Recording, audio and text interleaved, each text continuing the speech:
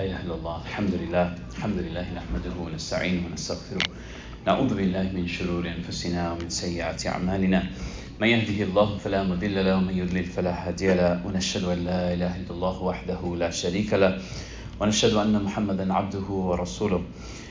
Allah subhanahu says, بعد أعوذ بالله من الشيطان الرجيم ومن يتق الله يجعل له مخرجا ويرزقه من حيث لا يحتسب ومن يتوكل على الله فهو حسبه إن الله بالغ أمره قد جعل الله لكل شيء قدرا.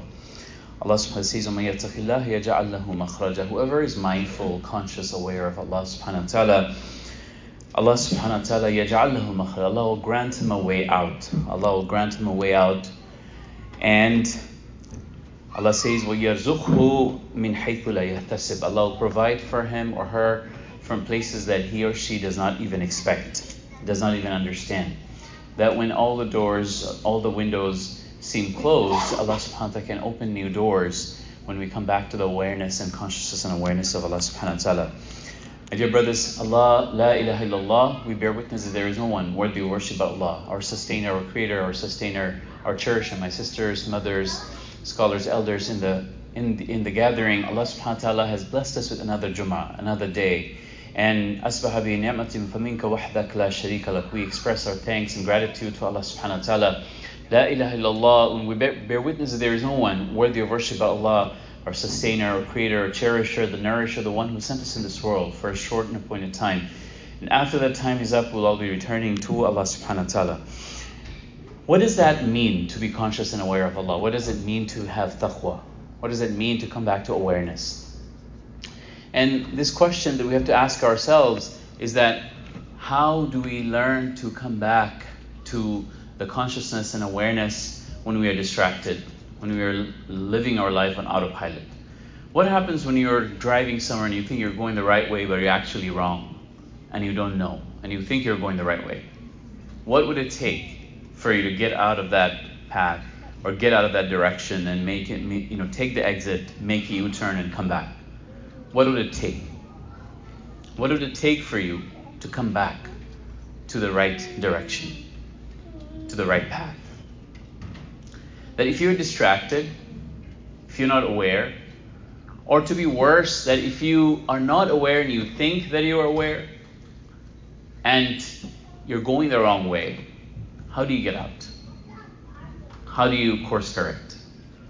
And this is where, Imam Ghazali, rahimahullah, and other scholars have talked about this importance of coming back to the awareness and consciousness, coming back to the awareness and consciousness of Allah, and even before Allah subhanahu wa ta'ala, awareness of yourself. That you cannot be a mindful person, you cannot be a mindful Muslim unless you are aware of who you are and where you're going, what you're doing. How does your action, behavior, and attitude impact yourself or your family or the people around you, your work, your home, the way that you work, you live, you lead? So it's so important that we learn to turn off that autopilot and we come back to awareness. And once this person who's missed the exit, going the wrong way, understands, notices that, hey, I'm actually distracted. Hey, let me question myself and take muhasabah, take account of myself. Let's reflect, let's contemplate, let's come back to awareness and see where am I going. To accept that I made a mistake or I'm going the wrong direction. I should get out, I should make a U-turn, I should return, I should come back. And that coming back is so beloved to Allah subhanahu wa ta'ala. That coming back is so beloved to Allah. That this son, this daughter, thinks that they know, they figured it out, it's their parents, they made all these mistakes. And they don't forgive their parents, they cut off their relationship, they stop talking to their siblings, they stop talking to their relatives, they break off ties of kinship. And after 5 years, 10 years, 20 years, they hold on all of these difficulties, hold on all of these trauma, hold on to all of these issues and challenges. They never cleanse themselves from these things. And recently I met somebody that had this, relationship issue with a close relative, someone that's very close in the same, in the family. And they never forgave this person. They never, mended the relationship. They held on to whatever, the other person did. And They held on to it for years after years after years until it started showing up mentally, until it started showing up physically, until it physically made them sick. And there is no other way, no other root cause of where is this sickness coming from, what this sickness even means, except that this person has chosen to live with all that hate, live with all of that, difficulty in their mind. And this son, this daughter who has lost their way, finally finds their way. He realizes, you know what? I need to mend my relationship. It's not about what other people do, it's about my reaction. Life is 10% what happens and 90% how I respond to it. They pick up the phone and they say, Mom, Dad, I made a mistake. I didn't understand. I didn't realize. I messed up and I'm coming back. And even if this person, if this son, this daughter is 1,000 miles away, and when they picked up that phone, when they called their parent, how'd that parent feel? What do those parents do? That even if they haven't taken a step back, once their heart is returning to the right direction, this is when Allah subhanahu wa ta'ala's doors open up. That the Prophet say that Allah loves this so much, and He gave us an analogy. It's like that person who is traveling on that camel and he has lost his way. He goes to sleep, he gets up and he lost his camel. And he looks around and all his belongings, his water, his food, everything that he needs for his life in the middle of the desert, in the middle of nowhere, is on that camel, and the camel is lost. And he looks to the right and he looks to the left. He looks to the north and looks to the south. And he runs all around and he can't find the camel. And he realizes that after some time that all the hope that I have in this place for living and everything that I have, for living is on that camel, it's gone. And he gives up all hope. And he sits. And he's ready. He's waiting. Now he's waiting to die. Waiting to just, for the time to pass. Until a time comes where his gaze falls upon the horizon and he sees that camel coming back to him. And he jumps up with joy and he says, Allah, you are my slave and I'm your Lord. You are my slave and I'm your Lord. He doesn't know what he's saying out of joy. He's so happy. He's so excited that he has gotten that hope back for life. The Prophet says, that person, the way that he is happy to get his life back, to get all of that back, Allah subhanahu wa ta'ala is even happier with you when you return to Allah subhanahu wa ta'ala. How are we returning our hearts? How often are we returning our hearts to Allah subhanahu wa ta'ala? And are we living our life on awareness, that consciousness, that connection, that cleansing we need, our hearts, our mind, our soul? The Prophet said, about that person I was mentioning earlier that chose to hold on to all the difficulties in life. I've given a khutbah here earlier, I think a few months ago, on the importance of learning, understanding our guilt, our self-doubt, our fears, our anger. And one of the things that I mentioned is that it's a very lazy way to live. If someone does something to you and all your life, all your problem, you just blame it onto that one person and you choose to leave like that. It's a lazy way to live. Because you haven't done any work on yourself. And this is the himmah that the Prophet ﷺ has taught us, the courage, the hilm, the forbearance, the sabr, the rahmah. The Prophet ﷺ taught us that how to let go, how to forgive, how to cleanse, how to turn, not just heal yourself, but be a source of healing for people and turn them around. And this happens when you're able to cleanse our heart. When our heart is clean and when we are continuously coming back to Allah, continuously cleansing our heart. That the Prophet says, this person that enters through this door, he is from Jannah, and we know this hadith. But have you ever thought about what this hadith is doing? That the Sahaba stays with this person to figure out what type of action or deed does this person have that is different than ours. And after 3 days realizes that everything he does, all the salah, everything he does, we do. There's nothing special. And he says, I actually stayed to observe and I couldn't find anything. But what is that very special thing? And he said, no, I don't really have it. And when he was about to leave, and he called him back and said, hey, I have one thing. What is that? that every night before I go to sleep, I cleanse my heart from any hatred, any jealousy, anything wrong, any bad feelings from my heart. I forgive everyone. And this person goes to sleep by cleansing his heart and his soul and his body from all of these difficulties you carry around, all of these distractions that you carry around, all these validation that we're looking for. How do we let go of all of these validations and all these expectations? That la ilaha illallah, no one can provide but Allah. La ilaha illallah, no one can harm but Allah. La ilaha illallah, no one can benefit but Allah. La ilaha illallah, no one can give but Allah. La ilaha illallah, no one can take by Allah subhanahu wa ta'ala. And when we come back to this La ilaha illallah is the phrase of spiritual focus. It is the phrase of focus that Allah, the first thing Allah did is He asked us to let go of distraction and come back to focus.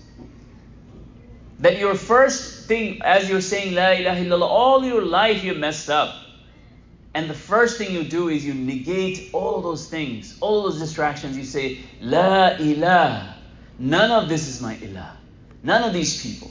None of these conditions. None of these situations. None of these materials. None of these resources. None of these things that I keep expecting. Nothing.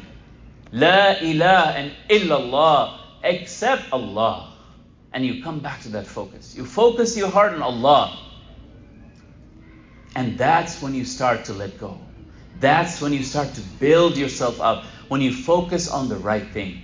You stay focused on the wrong thing, you're going to be losing your potential. You stay focused on the creation, you're going to be losing your potential. You stay focused on Allah, you stay focused on your purpose, you stay focused on your goal, then you can continue to increase towards your higher potential. That when you are under the influence of the nafsul ammara bisu, your lower self, and it takes you away from Allah, takes you away from your best self, you're under the influence of the shaitan and the ego and the hawa and the dunya, the four enemies. When you're distracted by the lower self, coming back to Allah with La ilaha illallah. The Prophet said, renew iman. Your iman gets old like your clothes get old, and renew your iman. And the Prophet Sahaba asked how, and the Prophet said, keep saying, keep renewing iman with La ilaha illallah. How? What does that mean? Is it just a phrase that you say? Is it just a movement of the tongue? The La ilaha illallah that you say? Or is it that movement of the heart, the movement of your life, the movement of your actions, the movement of your attitude and character and behavior that distracts that disconnects from everything else, lets go of all distraction and focuses only on Allah? That's what we have to understand. Who Allah is, how to connect with Allah. And that focus, my brothers, will make us the best Muslims. Daniel Gilbert and Matthew Killingsworth, these two psychologists at Harvard, did a study. And they put a gadget on people, about 2,000 plus people, and they monitored their focus. And they found that about half the time while they were at work, their body was one place and their minds are wandering. Their minds are not focused. 50% of our awake, present life, we are not in the moment. We're somewhere else. We're not focused. But when you say La ilaha illallah, you come back to your focus. You come back to your intentions. That innamal a'malu binniyah, because every moment you have an ability to do an action that pleases Allah and brings you close to Allah, if you're aware, if you're conscious, if you let go of distraction. As soon as you say Assalamu alaikum wa rahmatullah, Assalamu alaikum, you reach for your phone, that means your brain is on distraction. Somebody's talking to you, you're scrolling through the phone. Listening to a lecture, scrolling through a phone. Everybody, all the youth, all the kiddos that are sitting in the back, it's not fully your fault. You live in a generation where they're spending billions of dollars on programs and apps and gadgets that will keep your mind distracted. Yes, focused in other things, but it's continuously moving frame. So, how do we get our hearts back to that awareness, our presence, that we reach for our phone about 150 times a day? How do we keep our phone away when we're focused on our work? How do we focus on reading and writing? Dhikr, remembrance, and intention. At least starting everything with an intention. You know that the Buddhist monks, they're training their minds to be focused for years and years and years. But what about the Prophet ﷺ and the Sahaba? That the Sahaba, their focus in their salah was so beautiful. Their body is to be so calm and still, and their mind is to be so focused in their salah, that the salah used to open up to them. And we hear stories after stories after stories where the Sahaba, they're describing as if they're moving through Jannah as they're praying. As if they can see Allah subhanahu wa ta'ala as they're praying. And to the point that birds used to come sit on their back as they used to make ruku, because they used to be like a statue, there's still no movement. Jabir mentions the Prophet sat in silence in that sense of tafakkur and reflection for long periods of time. They were focused and aware and connected to Allah subhanahu wa ta'ala. But all I'm asking you guys is this one thing, is that how can I not live my life on distraction? And before I do everything every day, come back to la ilaha illallah. Let go of distraction. Come back to focus. Make your intention. Make your intention. Because every action will turn into worship for you when you have these moments of intention, reflection. People ask, what do Muslims do? You know, all these people, they have meditation is a big thing now. The people are doing meditation, they're building their best mind, their focus, their flow. Allah has programmed micro moments of meditation in our day throughout the day. That before every single action we have to meditate and reflect and contemplate, come back to Allah and make intention. And these intentions are gifts that will open up the barakah, open up connection with Allah.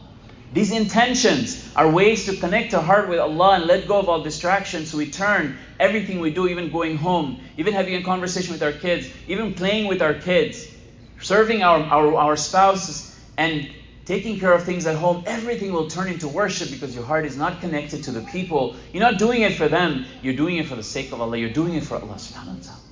You don't ask any return and reward from any human beings, but your return and reward is from Allah subhanahu wa ta'ala. How do we turn off as Muslims our autopilot, our distraction? Come back to awareness. Go from that nafsul ammara bisu, the lower self, to our higher self. When you're starting to connect, and now we're under the influence of Allah, the angels, the Prophet ﷺ, and the Quran. May Allah subhanahu wa ta'ala grant us tawfiq to continue to come back to that presence of Allah. Continue to let go of distraction and return to Allah subhanahu wa ta'ala. Continue to cultivate our heart to be in that state of reflection, state of connection. And all of the distractions we have today, our phones, all the digital distractions, all the distractions we have, reducing those distractions to the minimum. Making a plan, making a strategy to reduce those distractions. Having time when you have no connection to those distractions. Having time when you are only with Allah and there is nothing else, no other technology in that room.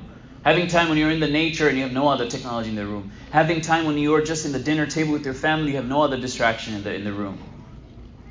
And you build focus, you build purpose, you build intention, you build your best self. May Allah subhanahu wa ta'ala grant us all the tawfiq.